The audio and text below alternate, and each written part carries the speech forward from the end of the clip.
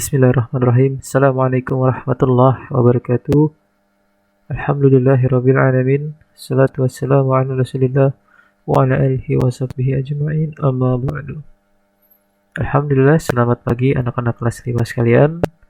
Bagaimana kabarnya? Semoga kalian semua baik-baik saja. Hari ini kita akan melanjutkan pembahasan soal PA, yaitu PH ke-9. Di mana hari ini kita sama-sama akan membahas satu persatu soal agar lebih dimengerti. Karena manfaat dari mengulang-ulang kembali banyak sekali ya, bisa kita menambah ilmu, mengingat apa yang sudah kita lupa. Maka dari itu, mari sama-sama kita membahas PH 9. Namun sebelum kita mulai membahasnya, mari kita berdoa terlebih dahulu. Berdoa dimulai.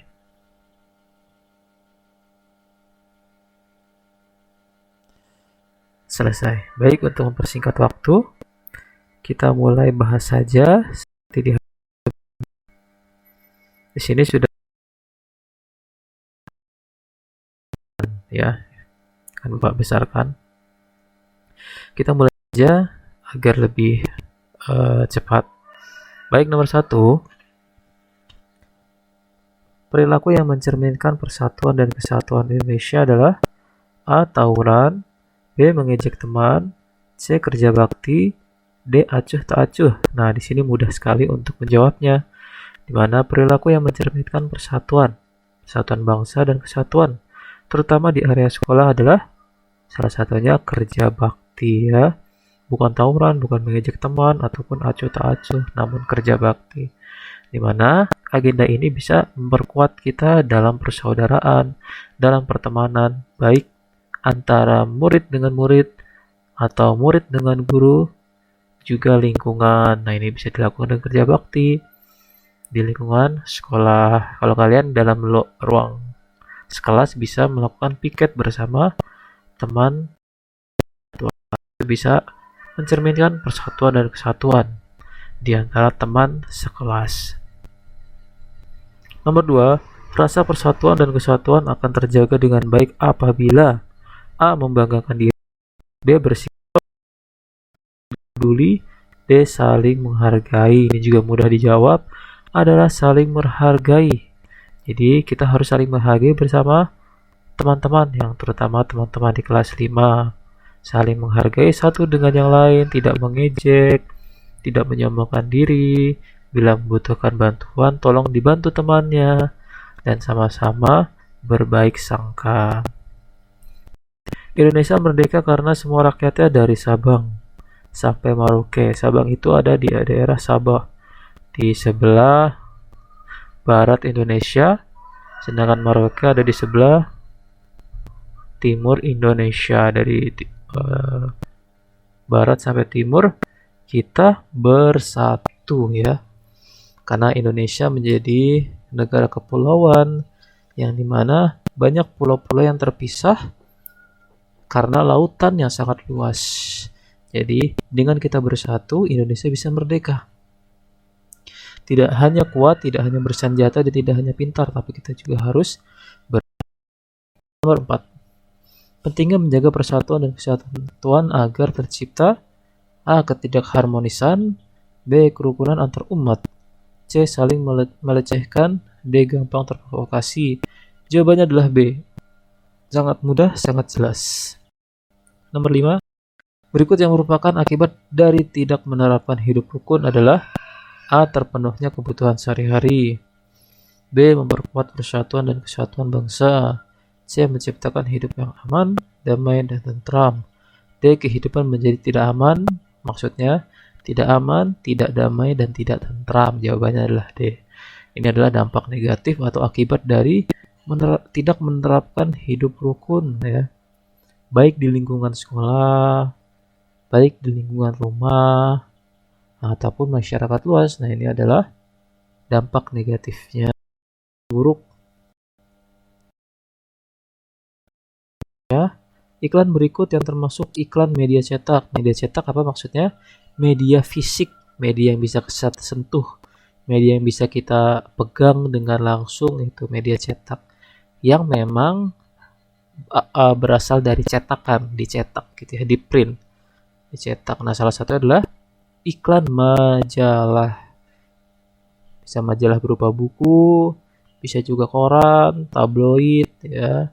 Itu salah satu bentuk iklan media cetak. Sedangkan iklan televisi, radio, dan internet tidak bisa kita pegang. Tidak bisa kita pegang dengan tangan, tidak kita bisa rasakan.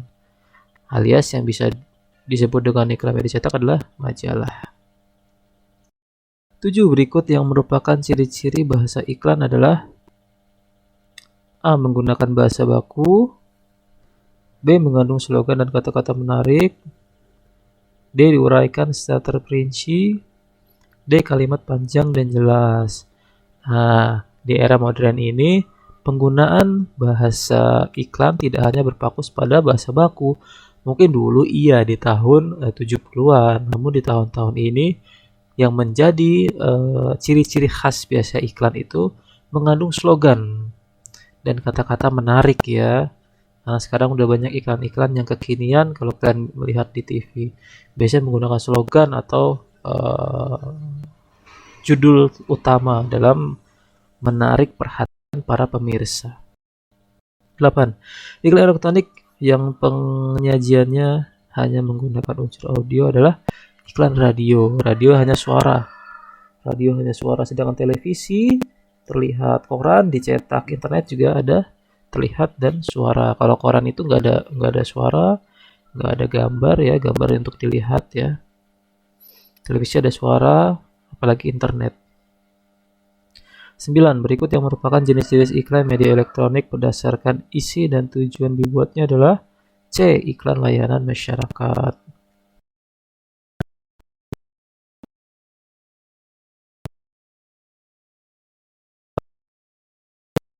Lebih kesat. Unik. Cairan pencuci piring, ekstrak lemon. Di sini bisa unsur-unsurnya. Pencet. Nama produk bisa kita temukan di sini, namanya Unique. Lemon. Kemudian dan keunggulan produk di sini lebih ekonomis, juga lebih kesat. Unik, ini salah satu contoh iklan di poster atau media cetak. IPA nomor 11. 1 air, 2 air dan pasir, 3 gula, 4 air dan kopi. Yang termasuk zat tunggal adalah: zat tunggal itu zat sendiri, zat awal, zat dasar yang tidak tercampur oleh apapun. Mudah sekali ada air dan gula adalah zat tunggal yang belum dicampur apapun. Maka jawabannya adalah D, 1 dan 3. Campuran benda-benda di bawah ini yang bisa tercampur dengan sempurna adalah air dengan oli, air dengan pasir, air dengan gula, atau air dengan tepung. Nah, kalau kalian mencoba di rumah ya, penggabungan air dengan oli, air dengan pasir, ataupun air dengan tepung, bila kita aduk mungkin di awal-awal terasa bergabung atau terasa membaur.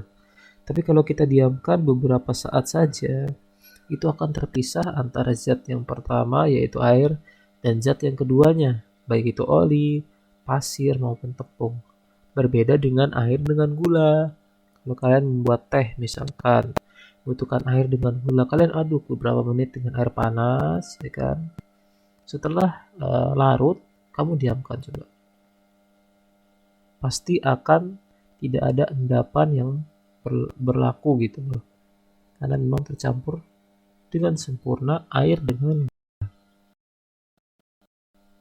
Yang termasuk campuran heterogen adalah keju ya. Ini bukan alkohol, atau alkohol adalah campuran homogen, air sirup juga homogen, lautan homogen. Artinya lautan-lautan ini tercampur dengan sempurna, berbeda dengan keju. Next, nomor 14. Pak Uwais sebelum mengajar biasanya meminum kopi manis.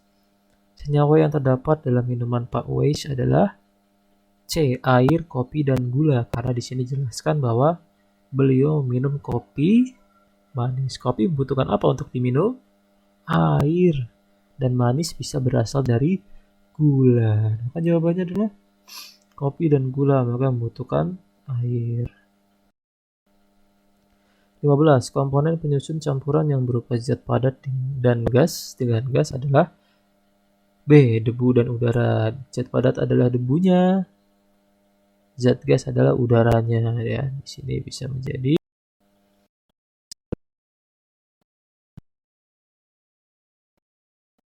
IPS 16. Garis khayal yang membentang secara horizontal atau memanjang ke samping disebut garis lintang. Bujur ke samping, kalau bujur atas ke bawah, lintang ke samping ya. Ekuator dan khatulistiwa. Maka jawabannya B. Indonesia terletak di antara dua samudra, yaitu Samudra Hindia dan Pasifik. Samudra Hindia dan Pasifik. Ini pengetahuan kalian hafal. Letak astronomis negara Indonesia adalah, yang juga bisa kalian hafal, 6 derajat lintang utara sampai 11 derajat lintang selatan, dan 95 derajat bujur timur, dan 141 derajat bujur timur. Ini salah satu letak astronomis negara Indonesia yang bisa kita lihat di peta astronom. Next, penampakan alam yang berupa daratan adalah pantai atau lautan? Pantai dan lautan merupakan daratan bukan? Bukan.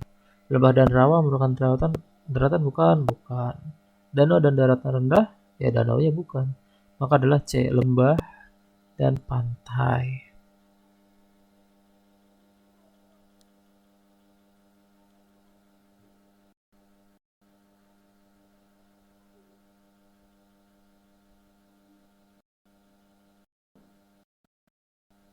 Pantai ya, pantai masih di pinggir laut, berarti bukan lautnya, di pantainya. Terakhir, yang merupakan jenis usaha perseorangan adalah A. Perdagangan dan jasa, di mana seperti yang kita bahas di beberapa waktu lalu juga ada soal yang mirip, di mana perdagangan dan jasa biasa digunakan oleh jenis usaha perseorangan, di mana modalnya dari kita sendiri, lalu kita kelola sendiri, dan hasilnya kita nikmati sendiri. Misalkan perdagangan warung di sekitar sekolah, itu jenis usaha perseorangan ya. Modal dari warung itu dikelola di warung itu seperti jajanan, minuman, makanan, dan juga hasilnya berupa uang yang bisa dinikmati oleh perseorangan itu sendiri. Berbeda dengan firma, koperasi maupun bank misalkan tuh ya. Jadi perdagangan jasa perseorangan. Baik, alhamdulillah hari ini kita sudah PH 9 dan ini PH terakhir yang bisa kita bahas di pertemuan ini insyaallah. Untuk pekan depan kita tunggu saja infonya, apakah libur atau bagaimana, kita tunggu saja insyaallah. Namun yang Bapak tahu insyaallah besok libur, tapi kita tunggu saja pengumumannya. Kita tutup dengan doa kafaratul majelis. Subhanakallahumma wa bihamdik asyhadu an la ilaha illa anta astaghfiruka wa atubu ilaik. Jazakallah khairan untuk anak-anak kelas 5 yang sudah bergabung dan menyimak pembahasan PH 9. Terima kasih semuanya. Insyaallah kita akan bertemu lagi setelah liburan nanti, libur lebaran nanti bersama Bapak Uhar insyaallah. Baik, kita tutup dengan doa tadi udah ya. Baik, kita tutup dengan salam. Assalamualaikum warahmatullahi wabarakatuh.